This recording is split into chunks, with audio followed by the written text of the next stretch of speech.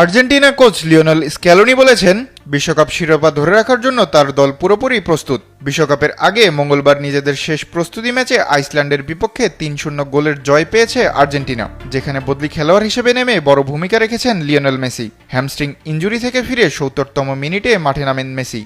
মাঠে নামার পর প্রথম স্পর্শেই তিনি পেনাল্টি আদায় করে নেন এবং সেটি থেকে গোলও করেন। ম্যাচে ভ্যালেন্তিন বার্কো এবং থিয়াগো আলমাডাও গোল করেছেন।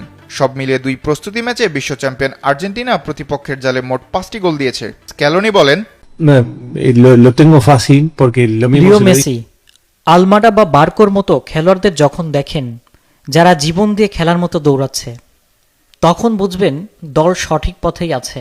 টুর্নামেন্টের বাস্তবতা নিয়ে আর্জেন্টিনা কোচ খোলামেলা আলোচনা করেন। তিনি বলেন, que me están garantizando es que van a dejar বিশ্বকাপে todo. আমরা সবাই জানি যে যারা ভালো খেলে তারাই যে জিতবে এমনটা নয়, তবে আমরা কথা দিচ্ছি শেষ মুহূর্ত পর্যন্ত আমরা লড়াই চালিয়ে যাব। আইসল্যান্ডের কোচ আর্নার গুনলাউকসন পরাজয়ের পর কিছুটা দার্শনিক দৃষ্টিভঙ্গি প্রকাশ করেন।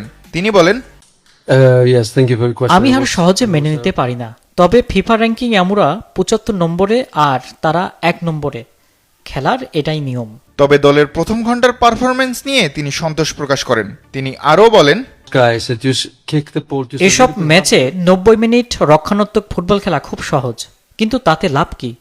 সাধারণত হারের পর আমি এত খুশি থাকি না, তবে আজকের ফল মেনে নেওয়া যায়। আগামী ১৬ জুন কানসাস সিটিতে আলজেরিয়ার বিপক্ষে ম্যাচ দিয়ে নিজেদের বিশ্বকাপ অভিযান শুরু করবে আর্জেন্টিনা।